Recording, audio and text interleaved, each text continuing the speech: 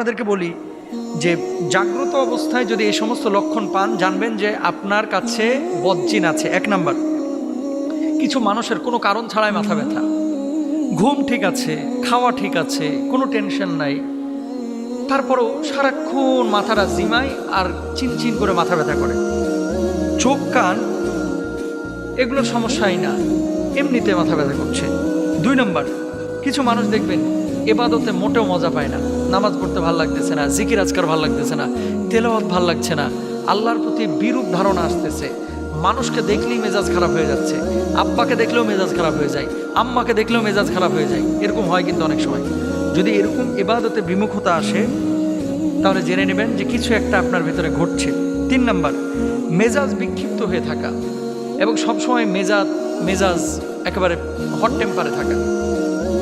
ভালো কথা, আপনি সালাম দিচ্ছেন, কিছু লোক দেখবেন আসসালামু আলাইকুম বলার পরে স্যাত করে ওঠে, কার জিনিস পাও না খালি সালাম দাও, আছে এরকম।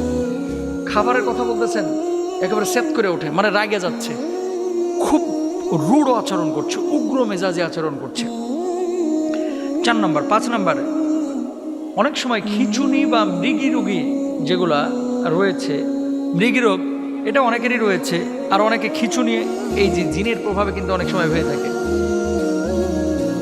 6 নম্বর, হঠাৎ অজ্ঞান হয়ে যাওয়া, গাড়িতে বসে আছে কোনো কারণ ছাড়া অজ্ঞান, দাঁড়ায় আছে কথা বলতেছে কোনো কারণ ছাড়া অজ্ঞান হয়ে যাচ্ছে, রাত্রিবেলায় দাঁড়ায় দাঁড়ায় গল্প করতেছে কোনো কারণ ছাড়া অজ্ঞান হয়ে যাচ্ছে।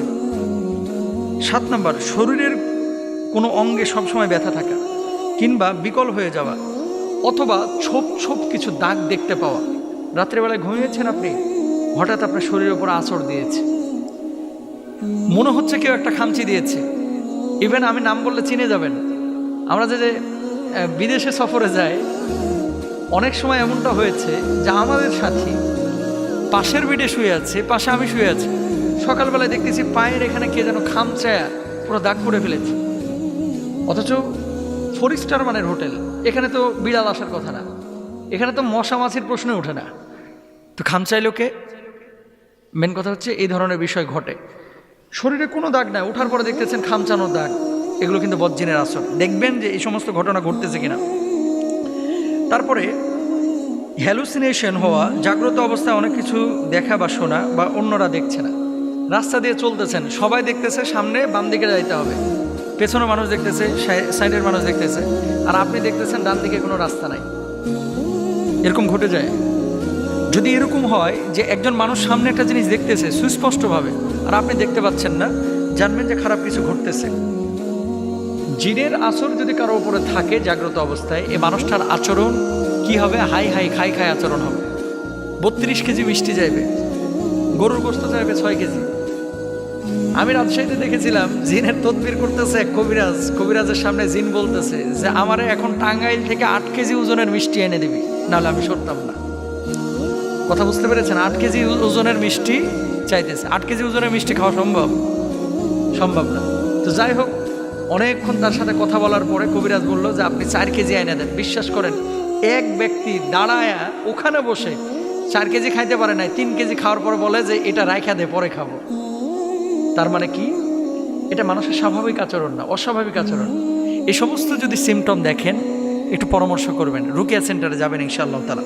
তাহলে এই সমস্ত জিনিসগুলো যদি আপনারা পান, তাহলে জেনে নেবেন জাগ্রত অবস্থায় যদি এরকম কোনো ঘটনা ঘটে, জেনে নেবেন সে মানুষটি জিন দ্বারা আক্রান্ত হচ্ছে, তাহলে রুকিয়া সেন্টারে যাবেন।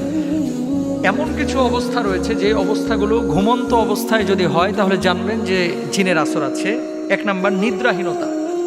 কিছু মানুষের ডে বাই ডে শরীরটা খারাপ হয়ে যাচ্ছে এবং ঘুম আসছে না, কোনো কারণ ছাড়াই ঘুম আসে না, কোনো টেনশন নাই, কিচ্ছু নাই। 1 নাম্বার। 2 নাম্বার, উদ্বিগ্নতা, যার জন্য বারবার ঘুম ভেঙে যাওয়া, কিছুক্ষণ পর পর চমকে ওঠা। কিছু মানুষ দেখবেন ঘুমাতে গিয়েছে, বিছানার উপরে দাঁড়িয়েছে, এই শুয়েছে, শোয়ার পরে চোখটা বন্ধ এসেছে, আটকে উঠে, বারবার আটকে উঠছে। খারাপ লক্ষণ। হয় ডাক্তারের শরণাপন্ন হন, অথবা আপনারা রুকিয়া সেন্টারে যান।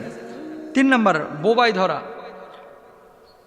বোবা যখন ধরে তখন তো মাশাআল্লাহ ডাকছেন, পাশের ভাইরে কিলায় উঠাইতে পারতেছেন না, অথচ আপনি কিলাচ্ছেন না, কিন্তু মনে হচ্ছে আপনি কিলাচ্ছেন, ধাক্কাচ্ছেন, মারে ডাকতেছেন, বউরে ডাকতেছেন, কেউ সাড়া দিচ্ছে না। বোবা জিন ধরে। এই বোবা ধরার পেছনে মূল কারণ হচ্ছে অপবিত্রতা আর নামাজ কালাম ঠিক মতো না পড়া। আর যেই বিছানায় খান ওই বিছানায় আপনার পোলায় মুতে, ওই বিছানায় আবার ঘুমান, পরিষ্কারও করে না অনেকে ঠিক মতো, মাইন্ড করেন না। অপবিত্র বিছানা যত বেশি হবে সেই বিছানায় বোবা জিন তত বেশি আসবে। আল্লাহ বুঝদান করুন। এরপরে ঘুমের মধ্যে কিছু লোক দেখবেন প্রায় কথা বলে, চিৎকার করে ওঠে, এগুলো ভালো লক্ষণ না, জিনে ইফেক্টের লক্ষণ। ঘুমন্ত অবস্থায় কিছু মানুষ ফাল দিয়ে উঠে হাঁটাহাঁটি শুরু করে, ওইটা দাও ওইটা দাও ওইটা দাও এরকম বলে দেখবেন।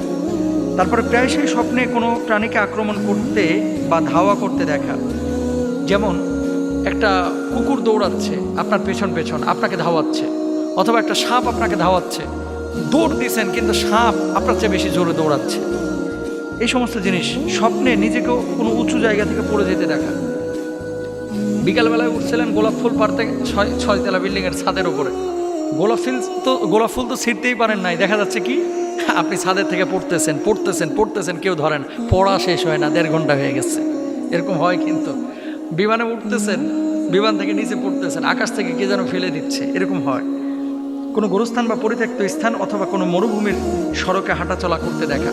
শুয়ে আছেন আপনি ঘরে, অথচ দেখতেছেন নিজে কবরস্থানের পাশে হাঁটাহাঁটি করতেছেন। তারপরে বিশেষ আকৃতির মানুষ দেখা, যেমন অনেক লম্বা, খুবই খাটো, খুব কালো কুচকুচে ইত্যাদি।